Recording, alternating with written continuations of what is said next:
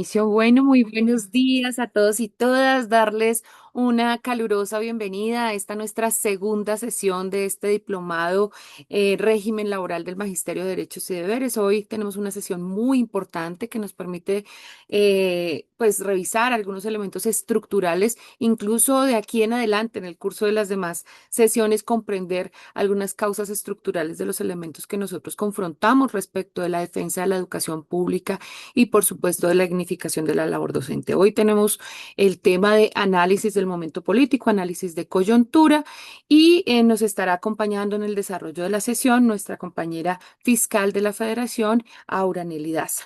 Vamos a darle entonces la bienvenida al profe Albeiro Victoria, quien es nuestro secretario de Organización y Educación Sindical, para que haga apertura al tema del día de hoy. Profe Albeiro. Bueno, compañeros, reciban un combativo y sindical saludo de nuestra Federación Colombiana de Educadores. Yo soy Albeiro Victoria Cuesta, conocer a la compañera Ana María, secretario de Organización y Educación Sindical, quien tiene a su cargo la Escuela Sindical de FECODE. De mano, pues, a cada uno de los participantes, nuestro agradecimiento y felicitaciones por estar en este diplomado que nos permita construir entre todos nuevos contextos académicos. Es una apuesta que tiene FECODE junto con la Universidad Pedagógica Nacional, que es bastante interesante para nosotros y esperamos seguirlo cultivando, seguir avanzando en ello. Agradecer a nuestras compañeras Ana María Cepeda, la compañera Luzaida Martínez, nuestro compañero Vicente Braya, que siempre van a estar con nosotros en la estructura de este tema. Y por supuesto, la bienvenida y agradecimiento a nuestra ejecutiva fiscal de la Federación Colombiana de Educadores, Nelly Daza, quien va a estar con nosotros acompañándonos hoy en lo que tiene que ver con la coyuntura política. Precisamente en ese marco de lo que estamos hablando, lo que vamos a tratar hoy de la coyuntura política, se hace interesante hacer ese análisis coyuntural desde lo internacional, desde lo regional, a manera de país, porque precisamente nos acercamos a un contexto bastante significativo hoy con la elección de presidencia y entender esa coyuntura es bastante interesante para cada uno de nosotros afianzar conocimientos en ese sentido. Como lo diría Vázquez, ¿cierto? El análisis de la coyuntura es el arte de la ciencia de orientar la lucha de lo inmediato para ganar posiciones y acumular fuerzas que constituyan la base de una alternativa realmente de cambio. Entonces, esta coyuntura ahora nos permita eso, precisamente entre todos poder construir aquí un escenario de conocimiento para avanzar en lo que tenemos. Muchas gracias.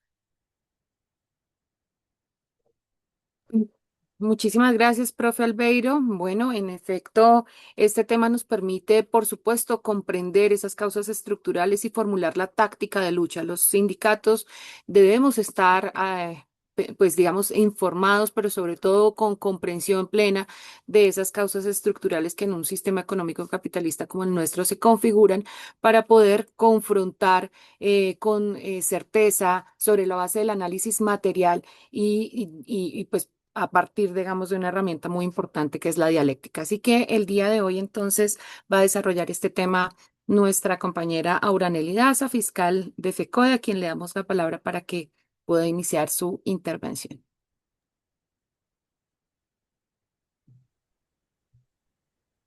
Sí, buenos días, compañeras, compañeros. Yo creo, ¿cómo está la cámara, Anita? Bien, Ah, ahí bueno. perfecto. Ujú. Muchísimas gracias. Un saludo al compañero Albeiro, Ana María, a la compañera Luz Aida y a todos los demás compañeros que hoy nos acompañan en este importante diplomado. Consideramos que la capacitación, la formación también hace parte de la lucha diaria, de la resistencia generalmente para poder resistir y para poder combatir y para poder confrontar todas esas políticas que atañen a Colombia y que siempre han venido afectando, pues debemos conocer históricamente qué ha sucedido y también cómo está nuestro país actualmente. Entonces, consideramos que esto hace parte de cada uno de los aspectos fundantes de nuestra formación, además política, además de conocimiento del territorio como tal, porque no podemos estar en otro mundo, como si nada pasara o como si Colombia estuviese en una cajita de cristal y a ella nunca le afectara. Entonces, inicio ya la presentación, Anita. Listo. Sí, señora. Perfecto. Entonces, voy a permitirme compartir pantalla. No sé si puede solicitar el uso de compartir. Sí, ya. Gracias. Karencita.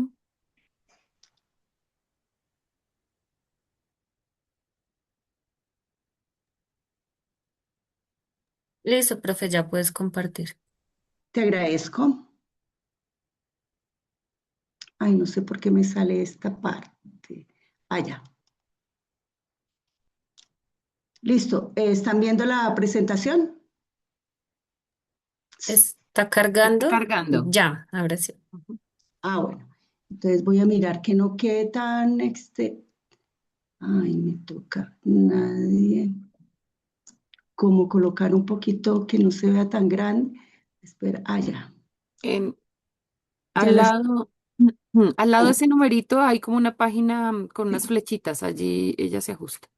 Sí, ya la ajusté. Muchísimas gracias, compañeras. Bueno, voy a iniciar con el tema conflicto Irán-Israel, Estados Unidos.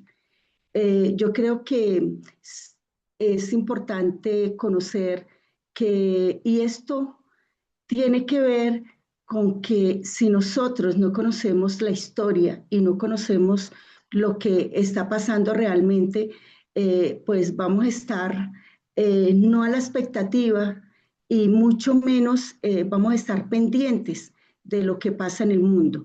Y acá debemos mirar la parte histórica, pero también confrontarla con la parte de la realidad política y hacer un análisis de qué pasa en el mundo y cómo también todo lo que sucede en otros países, en el Medio Oriente, en Europa, en Estados Unidos, también afecta a nuestro país, Colombia. Y además también como un principio de solidaridad de los pueblos, ¿no? El Che Guevara era claro en lo que decía, ¿no? La solidaridad es la ternura de los pueblos y nosotros no podemos estar aislados de lo que está pasando. Recordar que inició la confrontación Israel principalmente y Estados Unidos juntos, porque juntos son aliados, además pertenecen a la OTAN, contra Irán. Pero hay que saber por qué contra Irán. Primero asesinaron a Ali Khamenei, que es el ayatollah, la persona que dirigía Irán, un hombre que buscaba la redistribución de la tierra, buscaba la paz en su país y no tenía ninguna intención de ir a la guerra. Simplemente estaba cumpliendo su misión como un dirigente de su patria. Sin embargo, pues Israel inicia también junto con Estados Unidos todo lo que son los bombardeos y comienza una situación de guerra sin fin bastante dura y fuerte que se está viendo actualmente. Claro, Irán no se ha quedado quieta, Irán ha respondido principalmente eh, contra todas las bases militares que están cerca, principalmente en otros países como el Líbano y otros países que están muy cerca a Irán. Y la respuesta de Irán ha sido contundente en el sentido de atacar esas bases militares de Estados Unidos y también ha atacado a Israel. Pero principalmente la confrontación de la guerra es contra esas bases militares. Pero ahí observamos cómo ha respondido. Sin embargo, pues nosotros conocemos que no es lo mismo un país que sabemos que Irán tiene grandes riquezas en petróleo, pero también tiene grandes riquezas en uranio. Entonces, por eso es la propuesta que hace Israel y Estados Unidos, que con la excusa de que prácticamente están respondiéndole a un país que significa un peligro para ellos, esa es la excusa de ellos, que eso significa un peligro muy fuerte para ellos, porque hay una concentración de riqueza de uranio y ustedes saben muy bien que el uranio es utilizado para elaborar las armas nucleares. Entonces, es la excusa para poder invadir a Irán y atacar a Irán. Digo la excusa porque en realidad nosotros sabemos que cuando atacan un país es porque principalmente en ese país hay recursos naturales, unos recursos naturales bastante altos en cantidad y en calidad.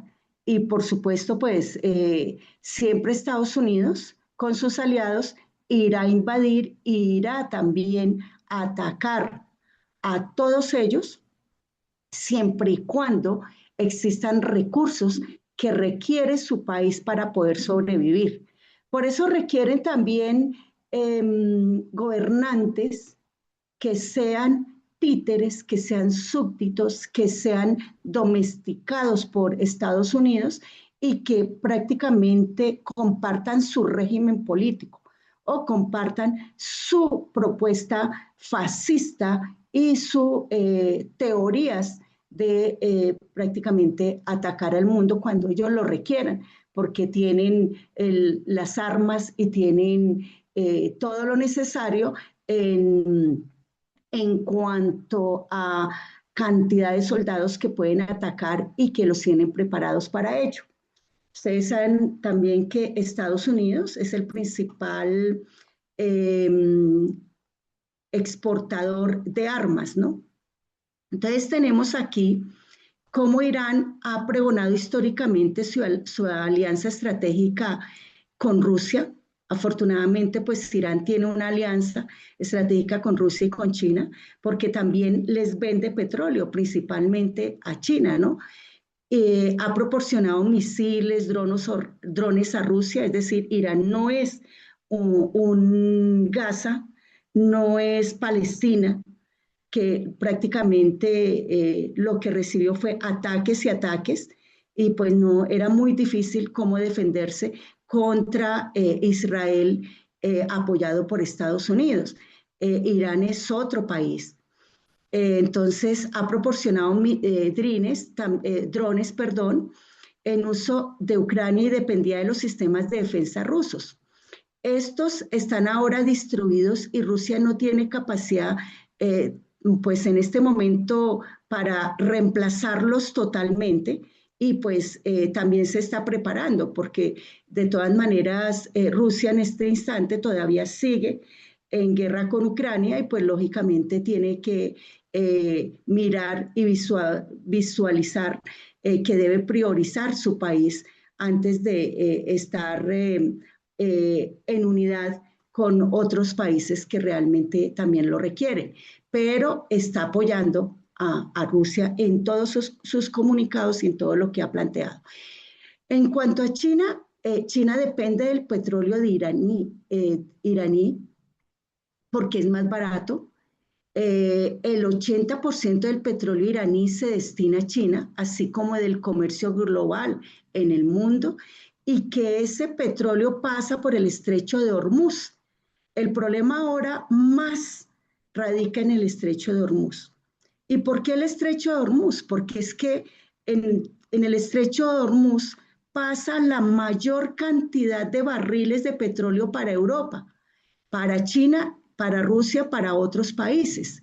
Entonces, en este momento hay un choque energético, cualquier conflicto prolongado que involucre a Irán eleva los precios de petróleo y eleva los precios del gas. Es decir, la mayor consecuencia de cerrar el estrecho de Hormuz, porque eso es lo que está haciendo en este momento Irán lo está cerrando como una medida fuerte de controlar su territorio, pero además de controlar su territorio, porque es que el estrecho de Hormuz sí le pertenece a Irán, pues es un choque contra Israel, Estados Unidos, porque además Irán también proporciona petróleo a Estados Unidos.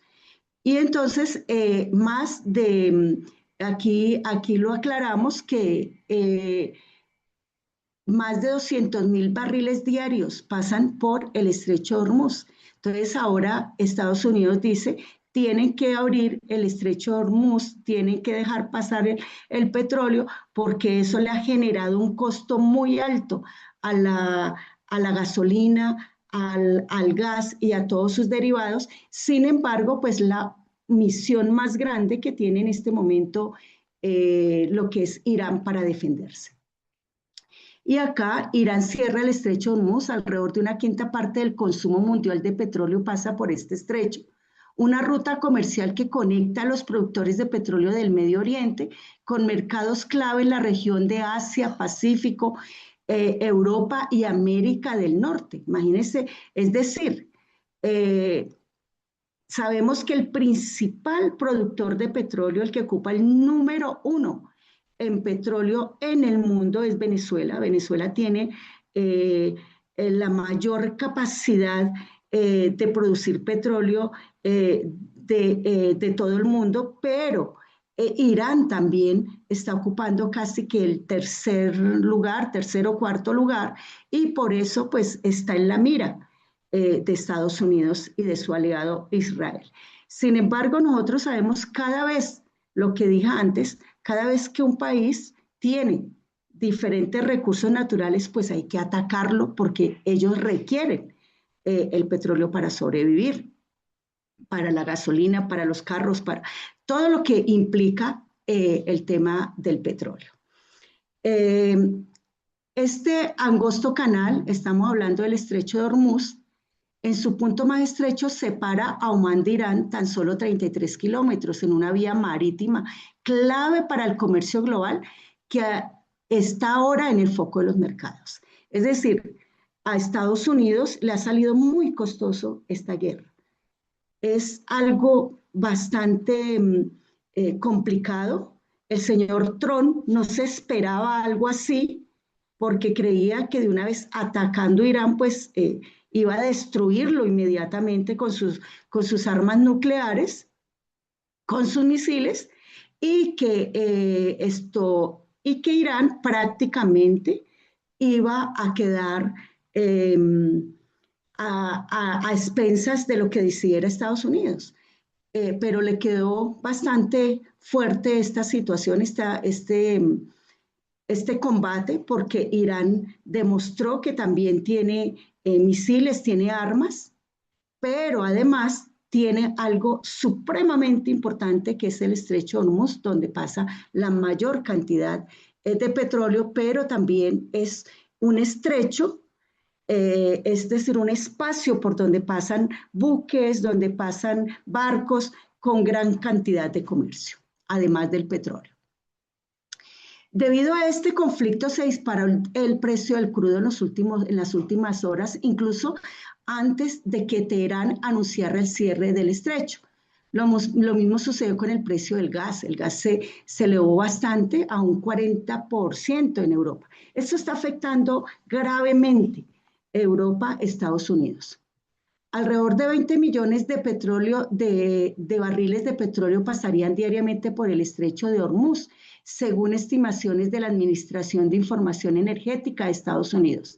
En este momento, pues, Estados Unidos lo que le exige a Irán es abrir el estrecho de Hormuz, o si no, definitivamente atacaría todas las instalaciones eléctricas, y además de las instalaciones eléctricas, toda esa fase de producción de hidrocarburos. Esto lo convierte en el paso más importante para su producción petrolera, el tema de Hormuz, y por supuesto afectaría a los países Golfo, cuyas economías dependen en gran medida de las exportaciones de energía. Arabia Saudita, por ejemplo, utiliza el estrecho para exportar alrededor de 6 millones de petróleo crudo por día. Es decir, esto también afecta a Europa, pero también está afectando nuestro país, porque en nuestro país hay productos que deben llegar a Colombia para el tema de la agricultura y no ha sido posible que lleguen o se están encareciendo supremamente fuerte en el sentido de que para poder cultivar requieren de esos fertilizantes que llegan de Irán y de otros países que están en el Medio Oriente. Varios buques anclaron frente a las costas de Emiratos Árabes Unidos por las interrupciones de la navegación del estrecho de Hormuz. Entonces, ¿cuántos países están viendo afectados? Muchísimo. China, Rusia, está, Europa, toda Europa, España, y también, pues, lógicamente, países como los nuestros. ¿Cuánto petróleo produce Irán? Es importante saberlo. Irán produce alrededor de 3.3 millones de barriles de petróleo al día, que lo convierte en el cuarto mayor productor de petróleo. También es uno de los mayores productores de gas a nivel natural del mundo. Entonces, imagínense ese conflicto, todo lo que ha producido, porque el aumento del petróleo, el aumento de la gasolina en Estados Unidos en este momento es insoportable. El aumento del gas en Europa y en Estados Unidos, también la población la está sintiendo de una forma bastante compleja, que no saben cómo poder sobrevivir en un país de estos y sobre todo nuestros colombianos que están allí en Estados Unidos. Quiero terminar esta parte de Irán con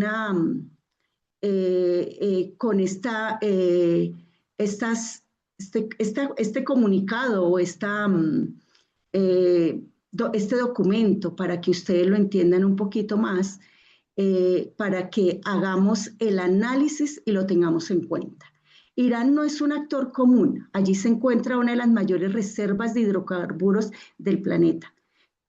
Qué casualidad, igual que Venezuela, ¿cierto?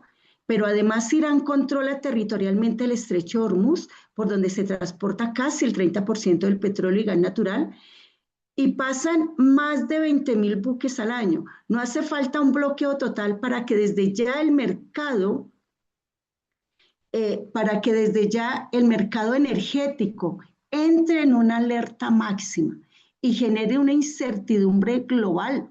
Y esto lo deja ver que a 3 buques fueron atacados cerca del estrecho. Es decir, Irán lo ha dicho. Todo buque que pase por ahí con petróleo, con todo lo que, con algún aspecto del comercio que vaya para estos países, serán atacados. Esto es lo más grave. Ahora, este fin de semana, es decir, comenzó a subir ya más allá del 10% del barril del crudo y el gas prácticamente tiene un aumento más allá del 25%. Ya hay una advertencia de Irán de que los buques no deben cruzar el estrecho, así que Irán le importa a Estados Unidos energía y la presencia del Golfo Pérsico. Ahí es donde está el verdadero poder de esta crisis en el mundo oriente. Y es la capacidad que tiene Estados Unidos junto a Israel de alterar las regiones y generar pánico, generar tensiones en los mercados petroleros que reaccionan al riesgo y disparan los precios. Ahora, Trump da un ultimátum a Irán hasta el 6 de abril y amenazó con destruir todas sus estructuras energéticas y centrales eléctricas si no abría el estrecho de Hormuz. Y Trump presenta 15 puntos para poner fin a la guerra con Irán. Primero, abrir el estrecho de Hormuz, es decir, y convertirla en una zona marítima libre, desmontar la capacidad nuclear de Irán, limitar fabricación de misiles, Los misiles de Irán solo los utilizarán con fines de autodefensa, es lo que dice Estados Unidos. No se enriquecerá material nuclear en territorio iraní, no fabricará armas nucleares. Irán dejará de financiar armas y a sus aliados regionales y abandonará los grupos armados afines a la religión. Supervisión por parte del Organismo Internacional de Energía Atómica sobre la actividad de Irán, es decir, la Organización Internacional de Energía Atómica, OIEA, y las instalaciones nucleares de Natanz, Isfahan, Bardo y dejarán de utilizarse y serán destruidas. Esos son los 15 puntos que le presenta Estados Unidos a Irán para acabar la guerra contra ellos. Y la contrapropuesta de Irán es, Irán rechazó el plan de Trump, indicó que la guerra se detiene si Estados Unidos e Israel le ponen fin a los asesinatos y agresiones contra Irán y sus aliados y con garantías de seguridad para la no repetición. Y el principal punto que exige Irán a Estados Unidos es el reconocimiento de la soberanía sobre el estrecho de Hormuz como derecho legal y natural. Es decir, prácticamente Estados Unidos quiere también apoderarse del estrecho de Hormuz y dirigir el estrecho, decir que le pertenece a Estados Unidos y ellos poder organizar y determinar qué sucede, quién pasa, quién se detiene o quiénes son los únicos que pueden navegar por ese estrecho de Hormuz tan importante que le pertenece a Irán y no a Estados Unidos. Estas son las propuestas. Sin embargo, tenemos que decir que otras consecuencias muy graves es la cantidad de muertos que ha dejado la destrucción de una escuela donde murieron más de 160 niñas en Irán y la destrucción también de las viviendas, de las casas, de todo lo que significa una guerra que realmente no debió realizarse. Simplemente es con el diálogo, con el consenso y con los acuerdos que se logran. Pero aquí sabemos que todos los países generadores de recursos, sobre todo petróleo, oro, el litio, el oro, el litio, el gas y otros elementos importantes que tengan algunos países. Por eso fue que atacaron a Venezuela, por eso se llevaron secuestrado a Maduro y a su esposa, porque necesitan apoderarse del petróleo de Venezuela y ahora del petróleo de Irán y de todos sus recursos naturales. Y por lo tanto también ha presentado en forma cínica el señor Trump que es necesario que ellos decidan cuál estilo de gobierno debe estar en Irán, igual como lo ha hecho con Venezuela y lo seguirá haciendo. Ahora bien, vamos a mirar el tema de Argentina y lo voy a pasar rápidamente para que no se me vaya a acabar el tiempo. Es que Argentina, después de que termina el señor Milei como uno de los grandes ganadores de la presidencia, ha traído consecuencias funestas para el país. Después de que Argentina tenía consolidados todos sus derechos económicos, políticos, sociales, fundamentales, derecho a la vida, el derecho a la educación, a la salud. Ahora se están viendo incursos en reformas bastante regresivas que le están aplicando a la población. Y precisamente Milei tiene el Congreso de la República. Recordar que tener los votos de los congresistas, pues eso le ayuda primero para aprobar sus leyes, sus políticas y también para aplicarlas. En ese sentido, queremos comentarles que acaba Milei hace poco de aprobar una contrarreforma laboral en contra de los trabajadores y a favor del empresariado, a favor de todos aquellos que seguramente le ayudaron en su campaña y le financiaron su campaña, pero que acaba con los derechos, elimina los derechos de los trabajadores. Y en ese sentido observamos cómo esta contrarreforma, y por eso le llamamos no reforma, sino contrarreforma, tiene que ver con, primero, con afectar el derecho a la huelga, afectar el derecho a la libre asociación, afectar el derecho a la libertad sindical, el derecho a movilizarse, el derecho a salir a las calles a protestar. Y prácticamente están planteando, además de esto, indicar que hay que buscar la forma de que aquel que se atreva a movilizarse, se atreva a realizar acciones de hecho para defender sus derechos, pues será judicializado. Eso es algo supremamente grave contra derechos fundamentales, como son el tema de los derechos sindicales, que ustedes saben que están en los convenios internacionales con la OIT y que hacen parte de los convenios a nivel internacional y que son derechos fundamentales. Ya atacó entonces el derecho a movilizarse.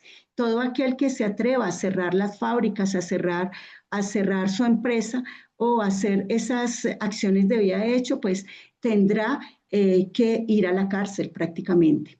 Y otro de los puntos más graves es que avanza y aprobaron una jornada laboral de 12 horas. Eso es regresarse años luz, es decir, ir hacia acabar prácticamente, desconocer la lucha que dieron nuestras mujeres el 8 de marzo, cuando fueron incineradas por luchar por una jornada laboral digna, porque en esa época tenían jornadas laborales de 16, 18 horas, no podían amamantar sus hijos, no podían estar con sus familias y una lucha por lograr mejores salarios. Ahora, prácticamente Argentina va a quedar con una jornada laboral de 12 horas y con algo supremamente grave, que es que las empresas podrán despedir sin justa causa, y además de eso colocaron las indemnizaciones lo más bajas posibles para poder despedir trabajadores, y que esas indemnizaciones las pueden pagar incluso por cuotas. Y algo totalmente cínico y desbordante que queda realmente uno impresionado. ¿Qué sucede con estos gobernantes de extrema derecha, como es el señor Milei? Es que llegaron a plantearse la posibilidad de que los pagos a los trabajadores lo podían hacer en especie. Podían pagarle con diferentes elementos, algo que sucedía anteriormente con el magisterio. Recuerden que al magisterio le pagaron con aguardiente, con tabaco, etc. Y el magisterio tenía que vender todo esto para poder sobrevivir y fiar en las tiendas, ¿no? Esta es la flexibilidad de la jornada laboral, algo totalmente antiderechos, es decir, Argentina ya no es una ciudad, un país de derechos, sino un país donde se protege prácticamente al empresario y se va en contra de la clase trabajadora. Esto es supremamente grave, algo que nos puede pasar a nosotros si el 31 de mayo elegimos o se elija, o si alguien decide votar por los gobiernos de derecha o de extrema derecha, o si gana la extrema derecha en Colombia. El trabajo de las plataformas digitales, mientras que en Colombia estamos haciendo todo el esfuerzo porque el trabajo virtual se dignifique y que incluso tenga el trabajador su auxilio por conectividad, tenga todos los derechos laborales, sus prestaciones sociales, tengan derecho al descanso, que es un derecho mundial para todo el mundo. Aquí la plataforma, los que trabajan a nivel de plataformas, prácticamente quedarán con contratos donde son independientes y les trabajarán a una empresa. Prácticamente el tema de la contratación se visualiza y se decanta más hacia la OPS, orden de prestación de servicio, que al contrato formal. Es decir, se vuelve más la informalidad Consideramos que va a ser muy difícil en Argentina lo que se está viviendo y pues habrá más pobreza y miseria después de y ahora con el gobierno de Milei. Lo más grave es que Milei ya cuenta con todo el Congreso, la mayoría es en el Congreso, y que quienes lo están apoyando principalmente son los jóvenes y lo seguirán apoyando.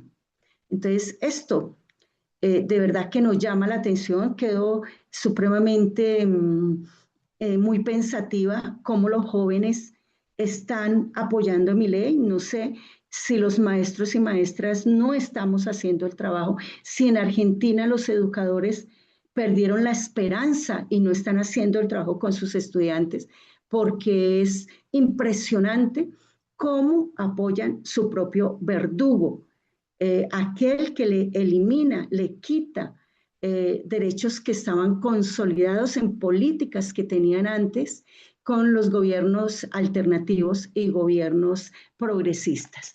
Esto sucedió, está sucediendo en Argentina y lógicamente Argentina va por los bonos escolares, va por la privatización en forma descarnada, no hay nada que hacer, fue lo primero que dijo, retiró una gran cantidad de trabajadores, cerró ministerios y todo lo ha hecho eh, apoyándose en el Congreso que le está aprobando todas sus medidas. Entonces, aquí es esto lo que tenemos. Ahora voy a... ¿Cuánto tiempo me queda? Porque todavía tengo bastante. Anita y... Todavía nos quedan 10 minuticos, Ay, profe. bueno, voy a hacer... Pues, tenemos para este espacio hasta las 9 y hasta las, perdón, hasta las 8:57, pero si podemos hasta un poquito antes, mejor. Son las 8:40. Ay, un poquito antes va a ser complicado. Bueno, Va. voy a hacer lo posible por trabajar lo del gobierno del cambio. Vamos a meternos ahora en Colombia. Es que este tema de coyuntura política es bastante extenso. Se me olvidaba decirle que primero íbamos a hablar a nivel internacional y luego vamos a hablar a nivel nacional. Vamos a hablar a nivel nacional el balance económico, el balance social, el balance político, lo que implicó el mínimo vital, la evolución del salario mínimo en Colombia y qué logros ha tenido el gobierno del cambio. El control de la inflación, la responsabilidad fiscal, la reforma pensional aprobada, importantísima. Ahorita vamos a hacer como un barrido, pero así pero muy elemental porque no alcanzamos a profundizar en cada uno. Creo que me demoré muchísimo en la parte internacional. Aumento real del salario mínimo e impulso a la economía popular. Entonces, el balance social. Hay una reducción a la pobreza monetaria con el gobierno del cambio de Gustavo Petro, con sus ministros y ministras que eligió, importante, todos de izquierda, la mayoría pues tenemos unos funcionarios que todavía estamos haciendo un llamado para que retiren principalmente los de la fiduprevisora, pero aquí el balance a nivel general es importantísimo, una renta ciudadana a la Colombia mayor, es decir, a los adultos mayores, de más de 235.000 pesos, que es importantísimo para estos adultos mayores que no tenían cómo sobrevivir y muchos de ellos estaban prácticamente en las calles pidiendo cualquier cosa que les subsidiara para poder sobrevivir.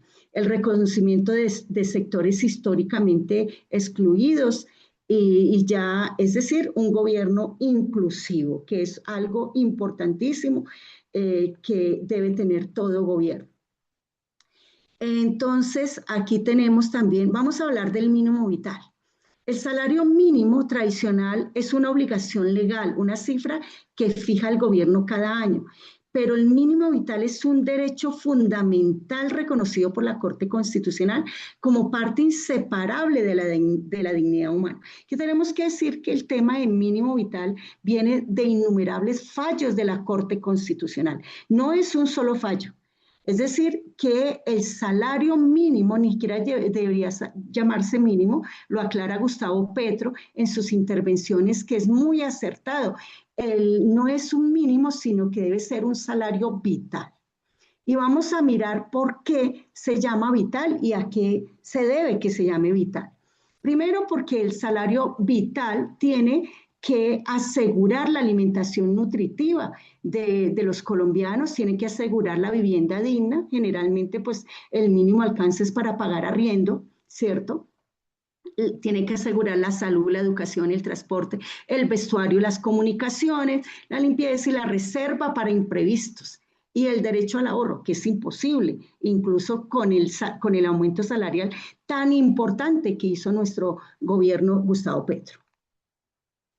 Ahora vamos a mirar qué dice la OIT con respecto a este tema. Dice, Colombia es miembro de la OIT, Organización Internacional del Trabajo, desde el año 1919 y ha ratificado múltiples convenios internacionales que son vinculantes para el país, es decir, tienen fuerza de ley. El convenio 131 sobre fijación de salarios mínimos, el convenio 95 sobre la protección del salario, esto es importante tenerlo en cuenta, es decir, el salario, el aumento salarial de lo que nosotros llamamos vital y móvil, no solamente aparece en nuestra Carta Política en el artículo 53 del Estatuto del Trabajo, que nunca se pudo consolidar, sino que también hace parte de los acuerdos internacionales y del bloque de constitucionalidad. Es decir, esto no es un regalo, esto no es una dádiva de que se le ocurrió a alguien entregarle un salario, es que es una obligación y es lo que está haciendo nuestro gobernante Gustavo Petro. El estudio técnico de la OIT para Colombia en el 2025 dice, el estudio que sustenta el decreto 1469, que fue el primero que expidió Petro y que fue demandado por Paloma Valencia y por todos estos candidatos y candidatas de extrema derecha y de derecha, no es un documento político, es un análisis técnico riguroso realizado por expertos internacionales en política salarial, utiliza datos internacionales del DANE, metodología estándar internacional, encuesta nacional de presupuestos de los hogares, es decir, hicieron un análisis de 87.201 hogares y 291.950 personas y miraron en los ajustes a la inflación y los desagregados por grupos de consumo.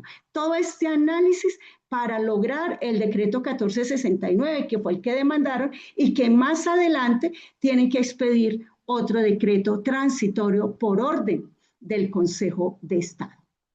Y las demandas, principalmente, no es tanto, pues claro, las altas cortes a favor de la extrema derecha y la derecha de este país, pero es principalmente por estos candidatos y candidatas de derecha y extrema derecha, Partido de la U, Cambio Radical, Centro Democrático, todos estos unidos contra el gobierno del cambio y que demandaron más de 35 demandas, tutelas, para poder deslegitimar y eliminar y sacar del ordenamiento jurídico este decreto 1469 de 2025, que fue el primero que realizó o que expidió el gobierno del cambio.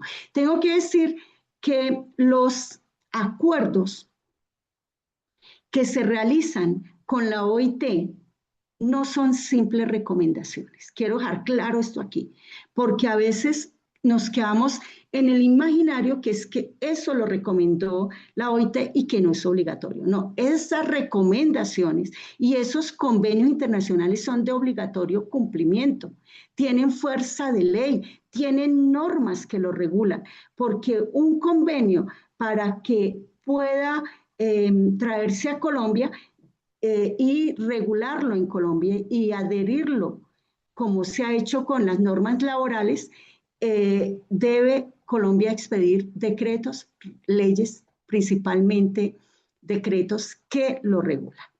Entonces está este decreto que recuerden que le aumentó 1.750.905 y que también en un aumento del 23.7% prácticamente el 1469.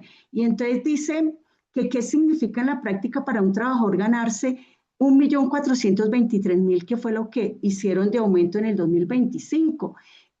Ahí lo dice claramente cuál es el aumento.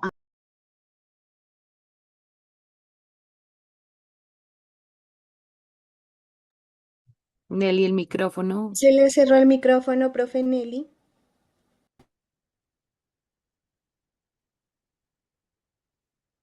Quedamos en cuál es el aumento. El micrófono está cerrado. Está cerrado, sigue cerrado. Nelly, el Uno micrófono. de mil. ¿En Ah, ya, qué ya. quedé? ¿En qué quedé? Bueno, lo último que dije es que todos los convenios y las recomendaciones con la OIT, ¿eso sí me escucharon? ¿Sí? Sí, señora. Ah, Sí. bueno, que son de obligatorio cumplimiento. Ahora bien, me escucharon qué significa en la práctica el aumento. Bueno, voy a pasar rápidamente al otro decreto. El decreto, no sé, ¿qué le ordenó el Consejo de Estado a Petro? Al gobierno de Petro. Le ordena expedir un nuevo decreto en forma transitoria, mientras el Consejo de Estado en forma profunda y de fondo decide qué va a pasar con ese aumento del salario mínimo. Entonces, le tocó el gobierno de Petro expedir el decreto 0159 del 2026, por el cual se fija transitoriamente el salario mínimo. ¿Qué hizo Petro? Hizo un análisis, buscó economistas que revisaran en este mismo decreto, organizó todo lo que el Consejo de Estado le exigió, el análisis económico, que no subía la inflación, que mejoraba la productividad, bueno, todo esto. Entonces lo expide y teniendo en cuenta principalmente el artículo 53, que es el que nosotros debemos tener muy, pero muy presente, que indica que la Constitución consagra como principio mínimo fundamental en materia laboral el derecho a una remuneración mínima vital y móvil. Fíjese que el artículo 53 lo plantea Nos quedan y, 5 minutos, Nelly. bueno, y luego dice, eh, bueno, voy a subir acá. Dice que dichos compromisos internacionales exigen una valoración integral. Bueno, va al artículo 333 de la Carta Política, que dispone que la actividad económica y la iniciativa privada son libres dentro de los límites del bien común, y reconoce que la empresa cumple una función social y que implica obligaciones. Es decir, aquí Petro ha dicho, sí, hay que subir por el salario mínimo porque eso mejora la productividad, mejora el poder adquisitivo del salario, y al mejorar el poder adquisitivo, pues mejora el poder de compra, y así los colombianos y colombianas pueden comprar más en las tiendas, pueden llevar a sus hijos al parque, pueden ir al almacén y comprar, así sea un vestido, una camisa, y eso que hace el colombiano y colombiana con ese salario mínimo que aumentó el 23.7%, pues lógicamente mejora la economía porque hace que la economía se expanda, y además de expandirse la economía, pues lógicamente las empresas van a recibir más ganancias, y también además de recibir más ganancias, pues reciben más presupuesto para poder contratar más personas. Por eso no es cierto que el aumento de este salario mínimo genere desempleo, todo lo contrario, activa la economía. Y al activar la economía todo se mueve y empieza un movimiento que nosotros lo conocemos, y que diariamente entonces todas las personas pueden ir apropiándose y mejorándose eh, diario de su propia economía, y no sube la inflación. Todo lo contrario porque hay mayor capacidad de comprar, de mover totalmente la economía. Y en ese sentido, no hay desempleo. Al contrario, revive y aumenta el empleo. Entonces, para que no nos dejemos engañar, porque aterrador cómo se queda uno impresionado cómo los medios de comunicación, Caracol, RCN y todos los medios de derecha y extrema derecha, le hicieron creer al pueblo colombiano que aumentando 1.750.905.000 a cada de salario vital, de salario mínimo vital y móvil, pues prácticamente la economía se iba afectar de una forma considerable, donde íbamos a tener más desempleo, se iban a acabar las empresas y además de acabar las empresas, la inflación se iba a subir en forma considerable, que ese aumento realmente no le iba a servir a los colombianos y colombianas. Es todo lo contrario, porque sabemos muy bien que la fuerza del trabajo la tenemos somos los trabajadores. Los trabajadores somos los que generamos riqueza. Nosotros le generamos riqueza a la fábrica, a la empresa, generamos eh, riqueza también a nuestros estudiantes, motivamos a nuestros estudiantes a ser mejores personas y a tener a futuro una posibilidad de cómo sobrevivir. Entonces, aquí la tasa de desempleo, observamos que en diciembre del 2022 estaba en 10.3 y ya en diciembre del 2025 quedó en un 8%, prácticamente en un dígito. Y observamos que los ingresos entre 1 y 2 salarios mínimos legales en el 2024 le llegó a 5.4 millones de personas y en el 2025 a 6.6 millones de personas. Aquí observamos cómo fue la evolución del salario mínimo. Quiero decir que en el 2016, en gobiernos anteriores de derecha, el salario mínimo estaba en 689.000 y en el 2026, que subió el 23.7%, llegó a 1.700.000. Ahí que me quedó mal, es 750.095. Estos son uno de los mayores logros que tenemos, el aumento histórico del salario mínimo vital.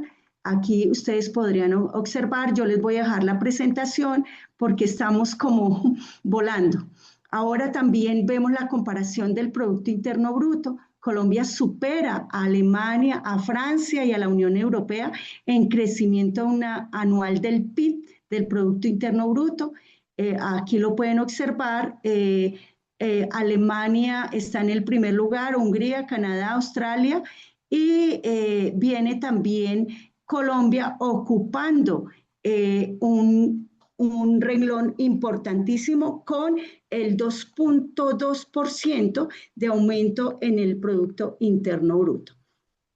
Algo importantísimo para terminar diciendo que yo siempre cuando hago mis presentaciones y hago alguna charla, termino diciendo que la ley pensional que está engavetada, que es otro logro de nuestro gobierno, Gustavo Petro, que la tienen engavetada en la Corte Constitucional, tiene un tinte de género importantísimo para las mujeres.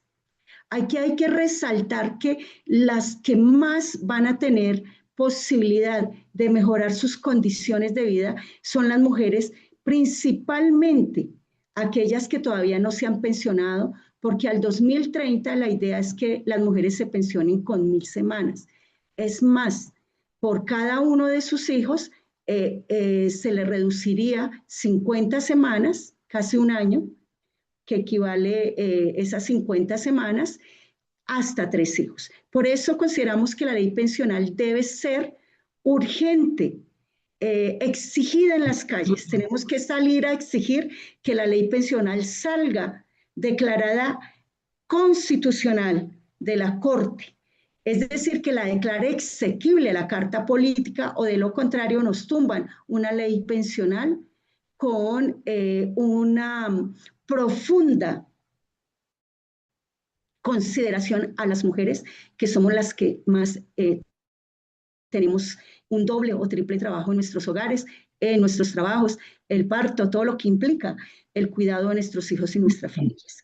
Entonces les agradezco muchísimo. Creo que ya terminé, porque Sí, estoy pero tenemos todavía una media horita más para poder concretar algunos temitas que hayan podido perfecto, quedar. perfecto. Entonces vamos a pasar a una sesión de preguntas. Un poco se nos pasó como explicarles la metodología a los compañeros, como que ya tenemos esta metodología interiorizada, ya 8 cortes, entonces no la explicamos al principio, pues porque además es nuestra primera sesión académica de esta cohorte. Entonces, en efecto, pues hacemos una presentación inicial por parte del profesor Albeiro Victoria.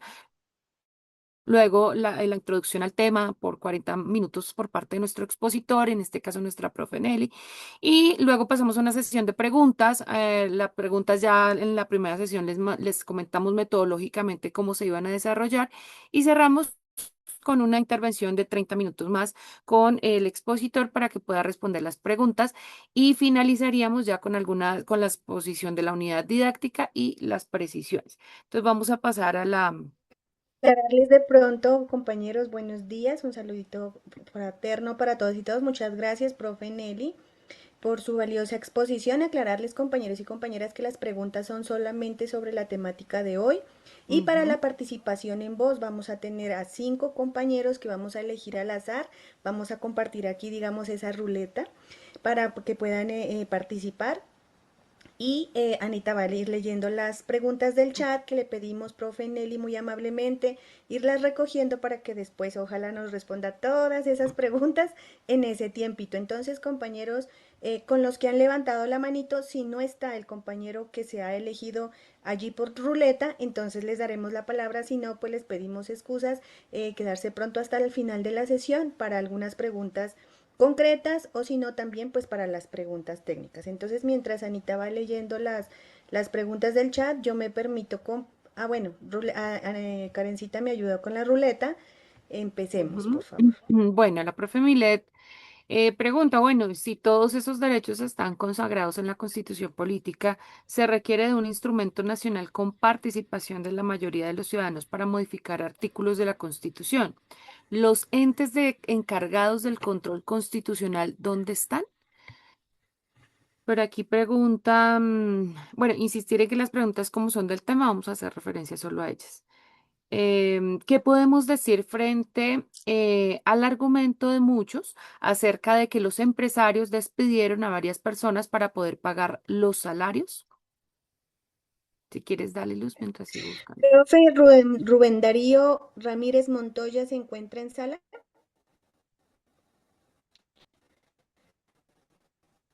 Profe Rubén Darío, participantes van a tener solo un minutico llevado con cronómetro, bueno.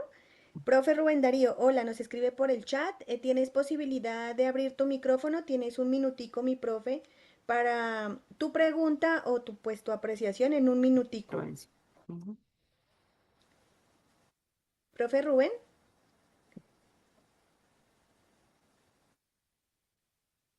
Bueno, profe Rubén, mientras te alistas no tiene micrófono activado, entonces porfis déjanoslo allí en el chat tu aporte. Muchas Ajá. gracias. Profe Luisa Valentina.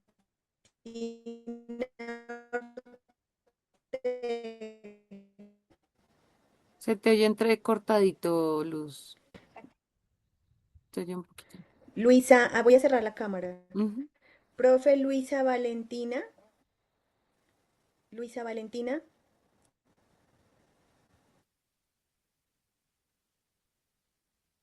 Bueno, Eivin pregunta por Jonathan. aquí, Erika.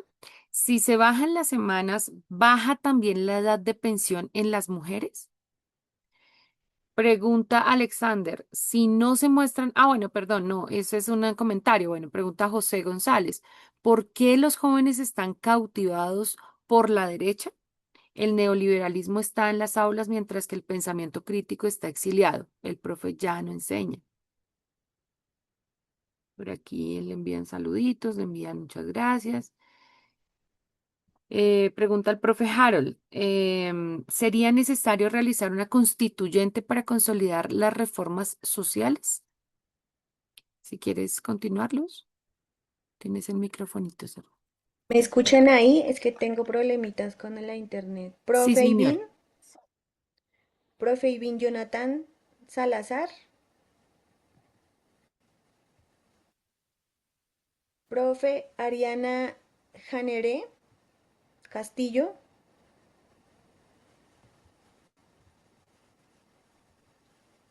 Días. Buenos días, ¿me escuchan? Sí, Sí, señora, señor. adelante, tienes un minutico. Mi profe, yo tengo una pregunta o sea, es como una pregunta que me surge mientras que te hacía la exposición. Si Estados Unidos quiere recursos naturales y Colombia es rica en ellos, entonces estaríamos en el ojo de Estados Unidos para una guerra como en Irán. Por Gracias, aquí, mi profe. gracias, profe.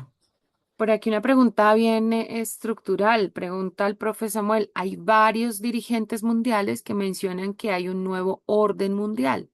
¿Qué se podría decir referente a eso? Si lo hay o simplemente por la velocidad de la información la gente se ha dado cuenta del poder imperialista. Profe Marcela Borrero.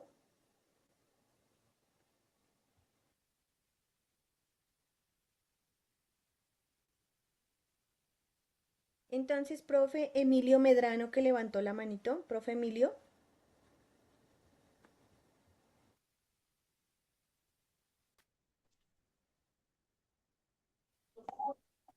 Un minutico, mi profe.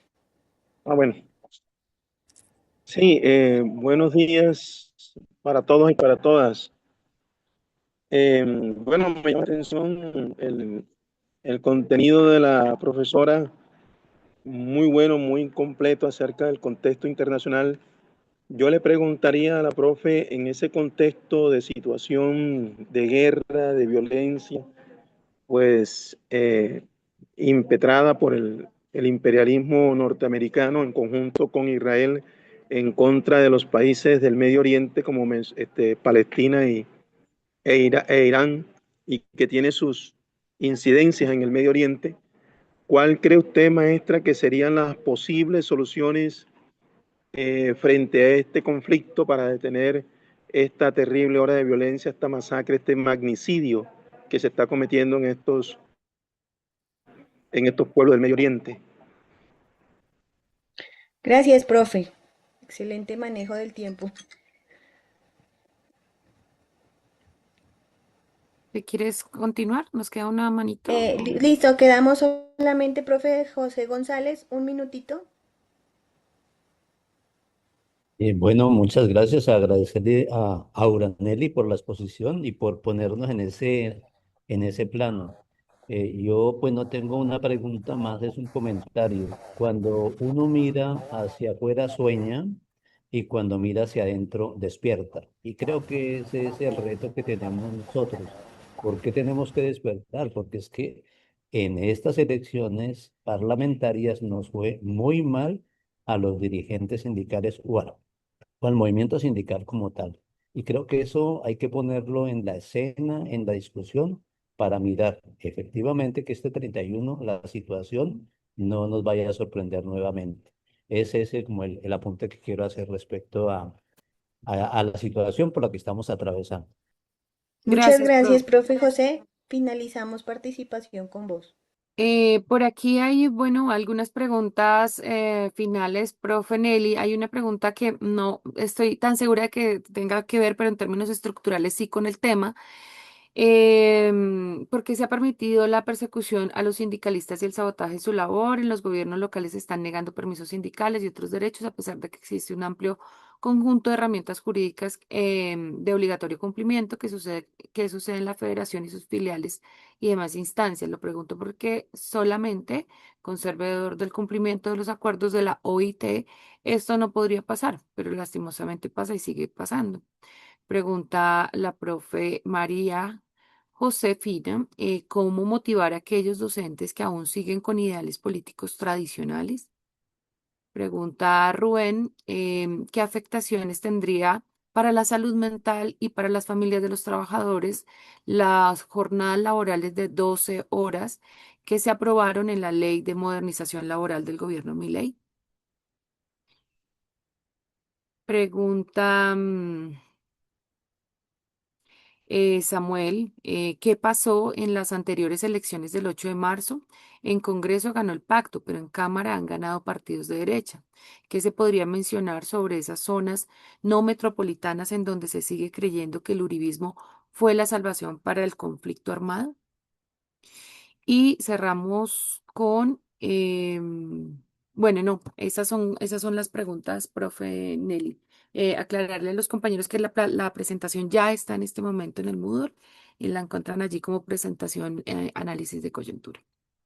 Profe Nelly, tiene media horita para que podamos desarrollar estas preguntas. Gracias, Anita. Gracias, Luzaída, muy amables por la lectura de las preguntas y y por estar tan pendientes del diplomado.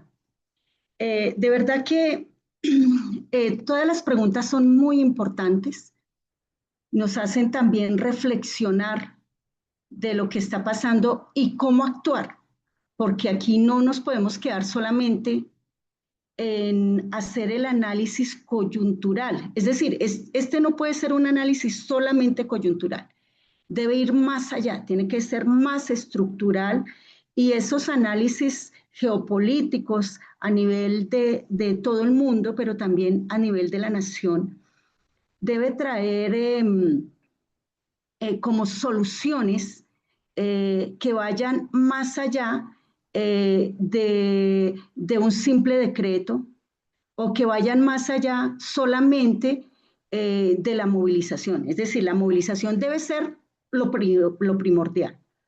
Lo primordial es la movilización, y deben ser movilizaciones gigantescas, masivas, masivas, siempre. Nunca podemos dejar de movilizarnos, que es lo único que nos garantiza a la clase trabajadora lograr mejores condiciones de vida. Entonces, cuando alguien pregunta sobre el control constitucional, y es cierto lo que decía el maestro o la maestra que hizo esta pregunta, sí es cierto que en la Carta Política están todos esos derechos, como lo están, porque están reflejados, están escritos. Ustedes desde el artículo 1 al 41 encuentran que todos son derechos fundamentales, inherentes a la persona, al ser humano, y que no pueden dejar de desarrollarse, ni tampoco puede alguien alterar o afectar esos derechos fundamentales. Sin embargo, hemos tenido gobernantes que acaban con esos derechos, los eliminan de tajo. Y entonces ese control constitucional, yo creo que lo tenemos que hacer los ciudadanos, nosotros mismos. El pueblo colombiano debe hacerlo. Debe revisar si es verdad que se está cumpliendo o no. Sin embargo, la Carta Política tiene algunos visos neoliberales que nos toca modificar. Y por eso me salto un poco a lo que planteaba alguien, un compañero muy importante también, esa pregunta, si es necesario una Asamblea Nacional Constituyente. Yo diría que sí, modificar la Constitución, pero a favor y por el pueblo. Si no es así, pues mejor no realizar ninguna modificación, porque nosotros sabemos que hubo modificaciones, más de 28 modificaciones, creo que le han hecho a la Carta Política, todas a favor del empresariado, a favor de las multinacionales, a favor de los gobernantes de turno, pero no a favor del pueblo. Entonces, yo creo que la Asamblea Nacional Constituyente podría ser una de las soluciones estructurales, no coyunturales, estructurales, porque cuando usted modifica la Constitución, nosotros damos el voto positivo para modificar la Constitución y volvemos a votar en las urnas que sí aprobamos esa Carta Política. Tenemos que hacer el análisis muy, pero muy profundo de si de verdad esa es la solución para los colombianos y colombianas, y que de verdad nos va a traer mejores condiciones de vida, y va a mejorar todo el tema de la niñez, del adulto mayor, de las mujeres, porque todo esto, y de los hombres de la clase trabajadora, si eso es verdad, pues lógicamente estaríamos por una constituyente, y nosotros tendríamos que hacer toda la pedagogía de la constituyente y hacerle el control constitucional, porque no hay un control real y efectivo. Hemos observado cómo los gobiernos de derecha y extrema derecha han logrado apotronarse con los anteriores, no hablo del gobierno de Gustavo Petro, los anteriores gobernantes por más de 200 años, quedarse ahí gobernando, pero además de tener el gobierno, tienen el poder. Tienen las altas cortes, la Corte Constitucional, el Consejo de Estado, tiene la Corte Suprema de Justicia, tiene la rama jurisdiccional, pero además tienen los entes de control. Ya uno no puede ir a la personería, a la procuraduría, porque estos entes de control le hacen eco a esos gobernantes. Igualmente tienen toda la rama ejecutiva, es decir, tienen todos los senadores y representantes de la Cámara a favor de ellos. Algo lo que está pasando con Milei. Milei tiene el poder en este momento. Y eso es gravísimo con un personaje supremamente fascista, generador de pobreza y de miseria para Argentina. Ojalá no nos pase esto acá en Colombia. Por eso también me salto al tema de lo que decía algún compañero nuestro, de cuáles serían las soluciones. Las soluciones, primero, para ser estructural debe ser indudablemente una Asamblea Nacional Constituyente, pero que no nos vaya a pasar como Chile, que Chile aprueba la Asamblea, que haya la Asamblea Nacional Constituyente, aprueban una nueva constitución en el Congreso de la República y sale y la población vota no. Ahí se perdió el trabajo. Y se perdió el trabajo con la gente, con el pueblo. Y otra solución, indudablemente, es la formación política, tanto para con nuestros compañeros y compañeras del magisterio como las comunidades educativas. Afortunadamente, en el magisterio tenemos muchos compañeros y compañeras que también trabajan lo político en sus aulas. Y hay que trabajarlo, sin caer en decir voten por alguien o voten por tal persona, pero sí explicar cuál es la trayectoria y la historia de esos movimientos políticos de derecha y de izquierda, y todo lo que hemos tenido que sufrir durante décadas, porque aquí el exterminio a los partidos de izquierda es un pan de cada día. Y si realmente el 31 de mayo gana Abelardo de la Espriella, o gana Paloma Valencia, o cualquiera de esa, de derecha o de centro, que yo siempre he dicho que ellos no son de centro, ellos son de derecha, está demostrado. Entonces, seguramente, pues nos van a eliminar todos los derechos que ya tenemos, que hemos logrado con este gobierno del cambio, pero también, además de eliminar los derechos, como está sucediendo en Chile, como está sucediendo en Ecuador, como está en otros países donde sabemos que ganó la derecha, pues lógicamente habrá una persecución sangrienta. Llegará nuevamente la motosierra y todo lo que nosotros ya sabemos para aquellos que se oponen a ese gobierno de derecha, y también, además, contra nuestros sindicatos filiales y contra nuestra federación. Sin haber ganado todavía Iván Cepeda y Aida Quilcué, la presidencia y la vicepresidencia, el señor de la Espriella ya está diciendo que toca acabar con FECODE, el señor Briceño, que tuvo más de 261,000 votos, que era concejal de Bogotá y que está a favor de los bonos escolares y a favor de la concesión y a favor de entregar los recursos públicos a los operadores privados, ¿cómo será si ya hubiesen ganado? Es decir, aquí nos quedaríamos sin empleo prácticamente. Aprobar los bonos escolares es quedar sin empleo. Entonces, esto para que lo entendamos muy bien, y pues me imagino que más adelante habrá sesiones sobre estos puntos. Lo de los empresarios y los despidos, pues no tenía por qué haber despidos, porque es claro, incluso todo lo que ha planteado el Ministerio del Trabajo, que hay ayudas económicas, no solamente ayudas económicas, hay subsidios para las MIPYMES, para las pequeñas y medianas empresas que deben solicitar al Ministerio del Trabajo para no despedir a ningún trabajador y pagarle el salario mínimo si gana el salario mínimo, tal como se aprobó en el decreto transitorio, porque recuerden que hasta ahora es transitorio, no sabemos qué va a pasar con el Consejo de Estado, con su fallo profundo que dicen ellos que van a indicar y que no demora en salir. Ahora bien, entonces hay que explicarle a esos empresarios que acudan al Ministerio del Trabajo para que les den los subsidios necesarios para ayudar a pagar la nómina.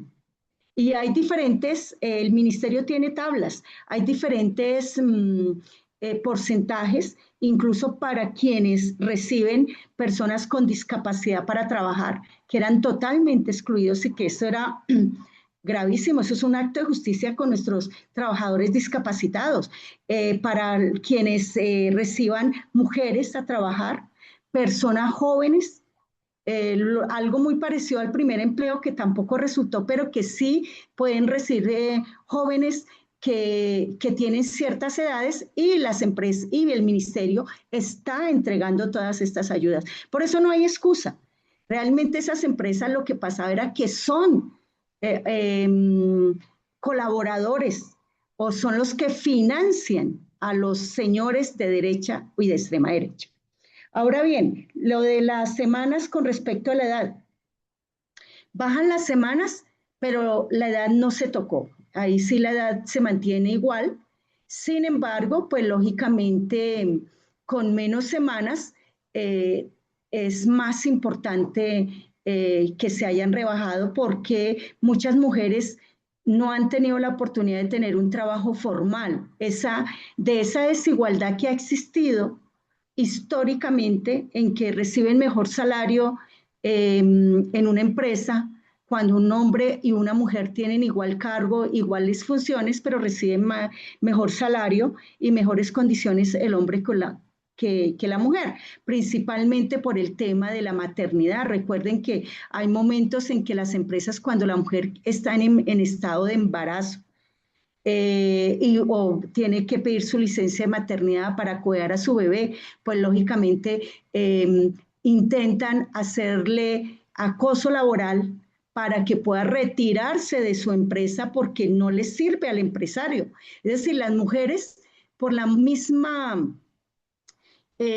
naturalidad y nuestro mismo cuerpo y nuestra misma funcionalidad, nuestras funciones orgánicas y biológicas, tenemos unas grandes diferencias con los hombres y por eso somos más excluidas en las empresas que los hombres. Por eso es que la ley pensional prefirió bajarle el número de semanas a las mujeres para que tengan que trabajar un poco menos y no el tema con el sexo masculino, que se mantiene igual también, pero que también hay derechos importantísimos en esa ley laboral para los hombres que pues en este momento no tendría tiempo para decirlo. Estamos viviendo un nuevo orden mundial. Yo creo que si nosotros permitimos que el imperio siga gobernando y siga imponiéndose, gravísimo. Acá nosotros tenemos que exigir nuestra soberanía, la autodeterminación de nuestros pueblos. Lo tenemos en nuestra carta política. Es que no estamos en la época de la esclavitud. Y ahora Estados Unidos, con el señor Trump y su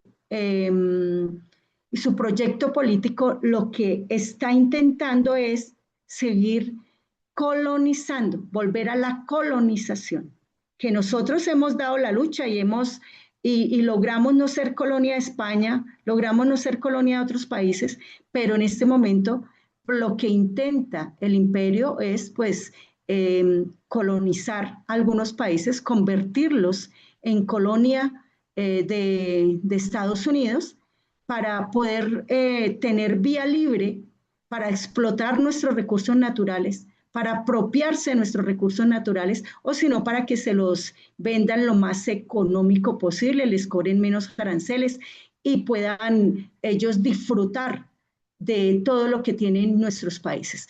Irán tiene algo muy importante que yo les decía, el uranio, y por tener uranio, entonces ya dijeron, ellos son los que están organizando y creando las bombas, incluso están diciendo que es que ellos están creando una bomba atómica. Y entonces, ¿por qué tienen uranio? Porque con eso es que el uranio, con el más del 90% de la pureza, pues construyen bombas y construyen armas nucleares supremamente letales para el mundo. Pero nada está comprobado. No hay, incluso ya aspectos probados dentro de la ley, dentro de la parte fáctica o del momento fáctico, que se diga que Irán tiene grandes armas y que es un peligro para la sociedad. No, el peligro es que no le vendan o que no le entreguen el petróleo a Estados Unidos. Igual a Venezuela. Venezuela ya está comprobado, Venezuela, el país, uno de los países más ricos del mundo, en oro, en litio para poder elaborar las pilas de los celulares, las pilas para los carros eléctricos, que son los que se van a vender ahora en el mundo. Todo eso tiene que ver con las grandes economías y ellos pretenden mantener la hegemonía, pretenden mantener el dominio de todos los países. Nosotros nos toca resistir y luchar. ¿Cuál sería la solución? Ahí me voy para una de las preguntas muy acertadas e importantes que hizo un compañero. ¿Cuál sería la solución? Yo considero que algo muy importante que se está planteando es los BRICS. En los BRICS están varios países. Los BRICS son las iniciales de cada uno de los países que iniciaron y que fundaron esta organización donde está Brasil, India, Rusia, China, y que ya Colombia pidió estar en los BRICS. Lo que no queremos nosotros como colombianos y colombianas es estar en la OTAN, porque la OTAN es totalmente bélico, es para poder organizarse en los países y poder atacar y poder generar la guerra o poder tener una solidaridad bélica entre los países. Nosotros lo que estamos exigiendo es que haya una cooperación económica, una cooperación, si es necesario, militar y una cooperación a nivel de acuerdos, a nivel de soluciones pacíficas. Nosotros estamos en este momento luchando es por la paz integral con justicia social. Nosotros no queremos guerra, nosotros no queremos, porque sabemos las consecuencias de las guerras. Las guerras traen destrucción, hambre, miseria, miles de muertos. Y no, nosotros lo que queremos es luchar por una paz consolidada, una paz que nos garantice derechos, porque no es una paz cualquiera, es una paz que garantice el derecho a la educación, a la salud, a los servicios públicos, a la niñez, todos sus derechos como niños y niñas que deben ser protegidos por la sociedad, igualmente los adultos mayores, protegidos por una sociedad de derechos y con paz, pues paz con justicia social. Entonces, lo de los BRICS me parece muy interesante, porque recuerden que el Fondo Monetario Internacional y el Banco Interamericano de Desarrollo son los que le prestan dineros a los países subdesarrollados, a los países que requieren ayudas económicas para poder llevar a cabo sus políticas, y estos lo que han hecho es chantajear a nuestros países. Les prestamos, pero usted hace lo que Estados Unidos diga. Les prestamos, pero ustedes, y con altos intereses, la deuda externa está por encima del 64%, que eso es gravísimo para un país. Acá tenemos que mirar qué pasa con la deuda externa. Algo importantísimo que me pareció muy, pero muy acertado de Gustavo Petro es pedir cambios o condonación prácticamente en la deuda externa por el cuidado del Amazonas. Porque acá una compañera decía, ¿puede haber guerra en Colombia? Claro, nosotros no estamos exentos de que suceda. Recuerden que también querían venir por Petro, como fueron por Maduro. Querían llevarse a Petro a las mazmorras de Estados Unidos. Y eso es gravísimo, pero antes de llevarse a Petro, pues bombardean el Palacio de Nariño, así lo hicieron en Venezuela. ¿Qué quiere decir esto? Que nosotros tenemos que buscar la ayuda, la cooperación a nivel internacional de todos los países, principalmente de los regímenes de izquierda, progresistas, alternativos, en unidad, en cooperación comercial, en cooperación solidaria, para poder dejar solo a Estados Unidos y poder tener una ayuda entre todos y poder movilizarnos masivamente contra el imperio y exigir nuestra soberanía nacional. ¿Ya terminé? ¿Ya se me acabó el tiempo? Bueno, ya cuando te veo ya sé que me acabó el tiempo. Bueno, no sé si me faltaron preguntas. Profe Nelly, muchísimas gracias por la intervención, por el desarrollo del tema el día de hoy, sin duda bastante importante y estructural para poder comprender cómo se configuran las lógicas de explotación y las relaciones de producción en el mundo que sin duda afectan en lo territorial la economía, las decisiones macroeconómicas de nuestro país. Vamos a pasar entonces con Luz, si quieres continuar. Sí, muchas gracias, profe Nelly, muy amable por acompañarnos en el día de hoy. Sus disertaciones muy importantes, también a los compañeros que han participado con algunos comentarios y bueno, algunas preguntas que allí quedan pendientes. Sabemos que la temática es muy profunda, el tiempo es corto, sin embargo, pues estamos tratando de encontrarnos aquí, pues al menos para abordar algunos elementos importantes. Entonces, lo que continúa, apreciados compañeros y compañeras, es la unidad didáctica, es decir, que vamos a realizar esta semana. Comentarles que para nosotros este tema de coyuntura política es muy importante, es de los temas vitales para el movimiento sindical, para fortalecer la dirigencia sindical, ya que nos sirve precisamente desde un análisis no solamente momentáneo, sino también estructural de lo que ha pasado en nuestra historia nacional, en lo que pasa en el momento político, nacional, económico, sino también a nivel internacional, precisamente para medir la correlación de fuerzas, esa correlación de fuerzas entre las élites históricamente dominantes y la clase social trabajadora, los trabajadores y trabajadoras, pues como quiera que estamos clasificados, ¿no? Claramente hay clases sociales bien marcadas y esto pues precisamente hay unas contradicciones supremamente fuertes y estructurales. Entonces, al identificar precisamente estas contradicciones, entonces lo que nos va a permitir es que desde el movimiento sindical podamos establecer algunas herramientas y sobre todo acciones sindicales y sociales también para poder avanzar en la reivindicación de derechos, en ese camino hacia la justicia social. Entonces, Anita, por favor, ayúdame a compartir la plataforma para recordarles que buscamos que cada sábado nos conectemos, por favor, por la plataforma que ya está apareciendo. Yo voy a cerrar mi cámara por si temas de conectividad. Entonces, recordarles que las calificaciones van a aparecer en la parte superior, donde dice calificaciones, no en el enlace directamente de Moodle, sino en este enlace sobre la plataforma. Más abajito continúan encontrando la bienvenida. Vas bajando, Anita, porfa.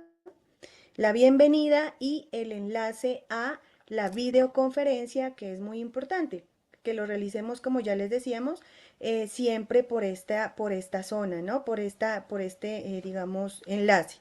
Luego, pues van a darse cuenta que se van activando las semanas, las estamos activando los viernes al mediodía, para que ustedes puedan revisar la información previa y encontrarnos el sábado, como hoy. Y el enlace de Moodle, ustedes pueden buscarlo también por Google, Escuela Sindical Virtual, y ahí les aparece directamente. Cuando ingresamos a la semana número 2, entonces encontramos la unidad didáctica, la asistencia a la videoconferencia, al foro y unos materiales de apoyo, ¿sí? Que hemos preparado para ustedes. Dentro de la asistencia a la videoconferencia, pues ustedes la pueden registrar haciendo allí algunos aportes sobre la temática de hoy. Y en la unidad didáctica, que es la guía precisamente de lo que hemos querido abordar con esta temática, vamos a encontrar lo que hemos denominado pues la tarea y se refiere a cómo estudiar la coyuntura política nacional y teoría para el análisis de la situación política, porque como les decía, consideramos que es muy importante que un dirigente, una dirigente, un líder, una lideresa social y sindical pueda desarrollar documentos y elementos de análisis de coyuntura y de análisis políticos, por supuesto, y económicos, de manera que les hemos compartido un material de cómo estudiar esa coyuntura política con unos paso a paso. Aquí de una vez les quiero comentar que una de las lecturas, la de Álvaro Vázquez, es una lectura de un momento histórico diferente. Por lo tanto, el ejemplo como tal se debe a ese momento histórico, pero digamos, nos muestra unos paso a pasos para redactar una coyuntura política en la que esperamos, pues desde su reflexión y desde lo que a ustedes también les parezca más oportuno y pertinente, puedan revisar cómo realizar o cómo redactar y diseñar una coyuntura política. Entonces, ¿qué les hemos pedido en la tarea? Para esta ocasión es hacer un mapa mental donde se contesten unas preguntas, ¿sí? Como por ejemplo, ¿por qué desea plantear el análisis de la coyuntura y para qué va a servir? ¿Cuáles son los elementos permanentes de las coyunturas, los políticos, los económicos y los sociales? ¿Cuáles son los elementos inmediatos políticos, económicos y sociales de la coyuntura? ¿Cuáles son las contradicciones de clase de la coyuntura económica, política y social? ¿Cuáles son las acciones de lucha que permiten contrarrestar las causas estructurales de desigualdad y las principales tareas tácticas del movimiento sindical magisterial ante esta? ¿Cuáles alianzas considera que se deben estructurar a partir de un programa mínimo que asuma la defensa de los derechos de la clase obrera? ¿Y cuáles son las consignas que considera preponderantes para impulsar a las masas a la acción con objetivos muy precisos? Entonces, recordar que esos aportes pues son muy concretos y deben estar allí en un mapa mental. Luego, en el foro de análisis de coyuntura, aquí está, como lo que les estamos mostrando en la pantalla, pues es la unidad didáctica para que ustedes se guíen. Ya les volvemos a retomar dónde vamos a encontrar el foro y cómo lo llenamos. Entonces en el foro, de manera muy concreta, 5 lineecitas nomás, contestando la siguiente pregunta. ¿Cómo afecta la coyuntura política y económica el sindicalismo magisterial y la garantía de los derechos laborales considerando el gobierno progresista de Gustavo Petro? Y aquí les pedimos, por favor, muy amablemente que también realicen comentarios a a dos compañeros más de las opiniones que hayan dado otros compañeros, por supuesto siempre en el marco del respeto, ¿no? Sin importar, pues con las diferencias allí claramente, pero siempre con respeto. Entonces, ahí en este enlace, en el cuadro número 2, vemos la unidad didáctica de primeras, luego la asistencia a la videoconferencia, que hace 8 días ustedes ya pudieron llenarla, y seguido va a estar el foro.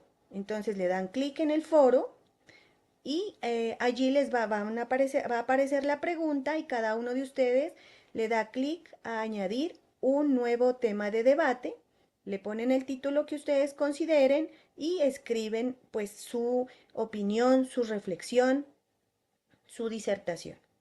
¿Listo? Y luego en donde dice enviar al foro. Cuando ustedes estén allí, pues también van a ver las opciones de que ya han escrito los compañeros, pues en este momento no lo vamos a ver por lo que no hay más, no hay más participaciones, pero ustedes los van a encontrar. La plataforma es muy intuitiva, no va a haber ningún inconveniente con seguridad.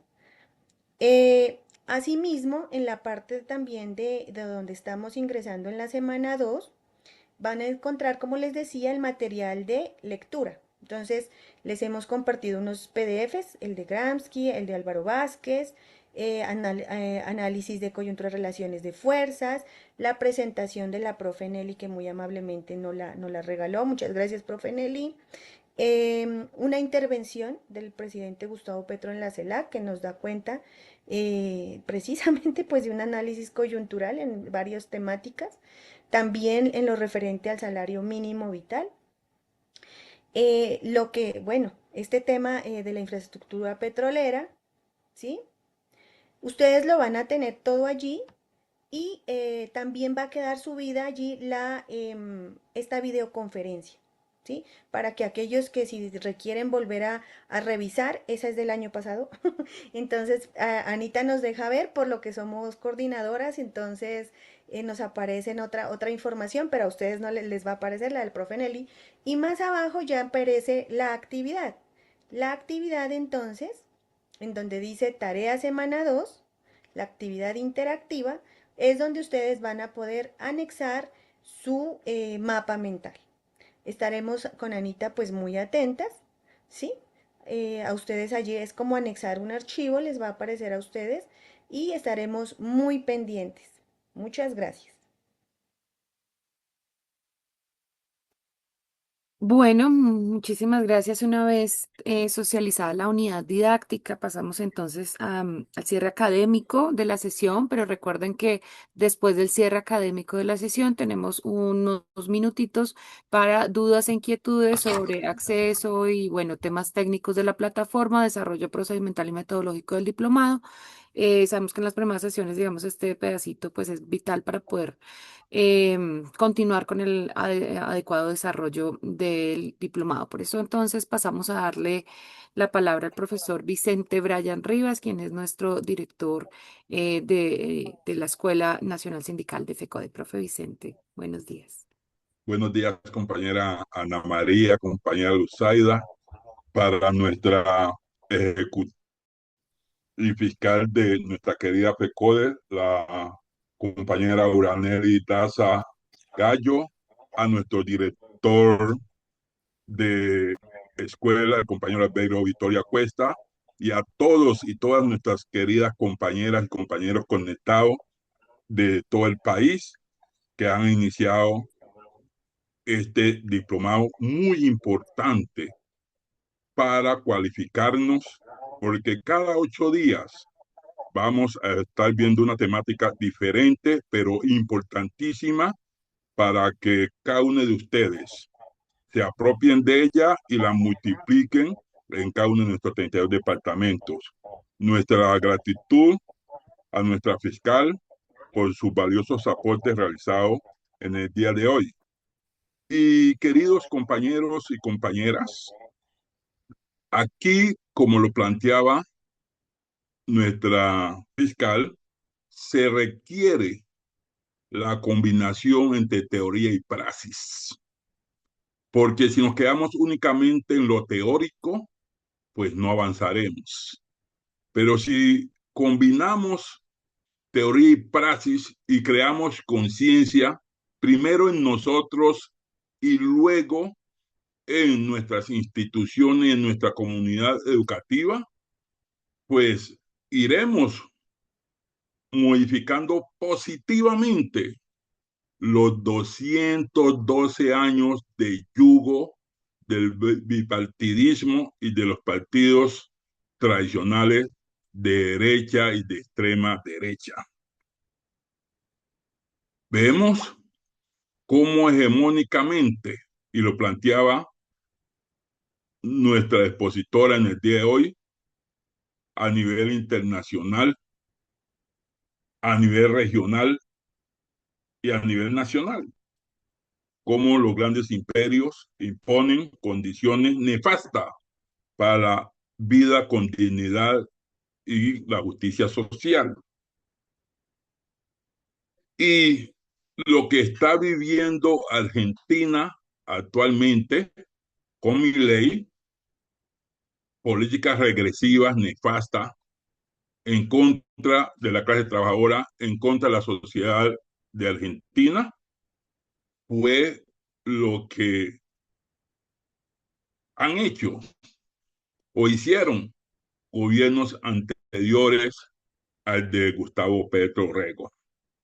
No podemos olvidarnos de que cuando estaba el innombrable, que ya todo el mundo sabe quién es, cómo llegó, sacó la ley 50, la ley 100 y muchas otras para menguar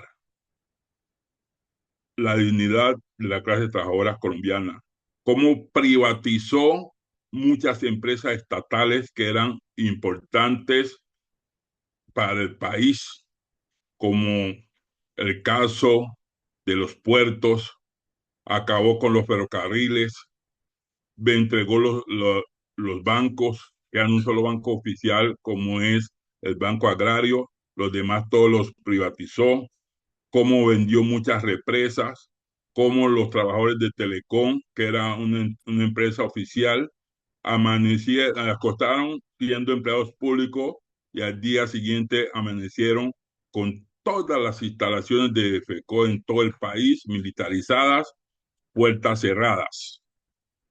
Como decía que éramos unos perezosos, que había que trabajar y trabajar. Como más de 6.000 1.400 personas fueron asesinadas, líderes desaparecidos. Eso hoy estamos tratando de avanzar y hemos avanzado, pero se necesita darle continuidad a un gobierno progresista, a un gobierno social, a un gobierno que construya justicia social para todos los excluidos. Esta temática del día de hoy es muy importante y esperamos como comité ejecutivo, como equipo de escuela, que de verdad, compañeros, este análisis de coyuntura permita avanzar, que nos pellizquemos y seamos verdaderos maestros y maestras, que utilicemos la mejor arma para cambiar la sociedad, que es la educación. Y ser educador no es poner a los estudiantes a que repitan algo que ya están en libros, que están en enciclopedias, que están en memorias. Y hoy que con el avance de la inteligencia artificial, se coloca y se le pide y eso sale en cuestiones de segundos, minutos. Eso no nos sirve. Si no logramos que el ser humano aprenda a interpretar, a analizar, a construir colectivamente esa justicia social que todos anhelamos, que esa riqueza que hay en nuestro suelo y en cada uno de nuestros países del globo terráqueo nos sirva para bien, nos sirva para construir una sociedad que viva en paz y una paz duradera, una paz que permita al ser humano cada día investigar e innovar. Por ello, se hace necesario, y como lo hemos dicho en todos los diplomados, tener maestros, maestras, directivos, docentes que permanentemente estemos hablando de política, que permanentemente estemos evaluando esas políticas e innovando para bien de todos y de todas. Porque aquí, si nosotros no conservamos la unidad, la lucha para generar los cambios, pues como lo dijo nuestra ejecutiva, la compañera Auranelli, nos pasa como ocurrió allá en 1810, cuando José Acevedo y Gómez llamaba a la multitud, a la unidad y a la lucha, porque lo contrario, las cadenas y los grillos os esperaba. Ahí los esperaba para jodernos. Si nosotros no hacemos la labor bien hecha con la comunidad educativa, pues ya lo ha dicho la señora Paloma Valencia, que privatizará la educación y acabará con FECODE. Acabar con FECODE es acabar con los 34 sindicatos filiales, es acabar con más de 1.103 subdirectivas, es acabar con la dirigencia sindical, es acabar con la educación. Y lógicamente, pues llegará una educación mediocre que nos someterá como esclavos y no nos permitirá ver más allá de las narices. Miren cómo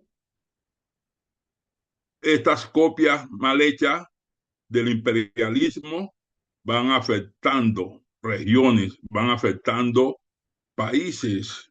Y si no hay una resistencia fuerte, pues imponen la circunstancia. Maestra, maestros, directivos docentes, no podemos bajar la guardia.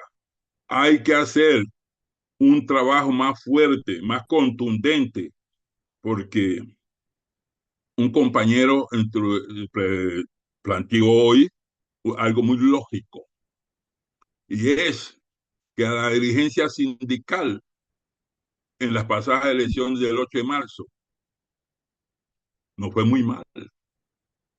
Y yo lo digo públicamente y siempre lo digo con mucho respeto, pero se llama al magisterio a que cambiemos, porque los maestros y maestras y los directivos docentes nos apoyan para lo sindical, pero para lo político, la gran mayoría sigue sometida bajo la esclavitud de la extrema derecha. Y nada sirve tener un presidente como nos pasó ahora que tenemos presidencia, pero no teníamos las mayorías en el Congreso. Entonces no tenemos la mayoría, las leyes no van a ser a favor del pueblo, sino en contra del pueblo. Eso está demostrado universalmente. Entonces hay que tener las mayorías en el Congreso de la República. Hay que tener las mayorías en las asambleas y en los consejos distritales y municipales si queremos tener cambio. Y toca hablar en las facultades de educación para formar maestros, maestras. Hay que hablar normales y universidades para que tengamos esos profesionales que generen cambio, porque ningún país ha logrado desarrollarse ni ha logrado construir paz si no mejora la educación. Es allí esa gran responsabilidad que tenemos como docentes y como directivos docentes, es crear conciencia, es generar cambio. De la calidad de la educación depende los cambios que se requieren, que se necesitan y que a grito todas y todas estamos llamando. Ojalá el 31 del mes de mayo del 2026 trabajemos para que en primera vuelta tengamos a un presidente, el presidente Cepeda, para que le dé continuidad a las políticas sociales que inició el compañero Gustavo Petro. Y no se sientan incómodos porque en todas estas sesiones, en los análisis y conclusiones, hablaremos de política, porque todas las acciones de los seres humanos son acciones políticas, que no vaya a suceder como nos ocurrió en el departamento de Caldas, su capital Manizales, donde una rectora en la capacitación de directivos docentes, una rectora decía que por qué FECODE hablaba de política. Y eso sí es preocupante. Tener dirigentes que no les guste la política es buena y repito, es inherente al ser humano. Entonces, compañeros, hay que hacer el trabajo. No sintamos cansancio. Y también, como lo decía nuestra fiscal, la compañera Auranelli, hay que saber manejar el discurso, hay que saber utilizar el lenguaje. Y a los maestros y maestras y directivos docentes, lo que se nos prohíbe por constitución y ley es utilizar la cátedra o utilizar la institución educativa.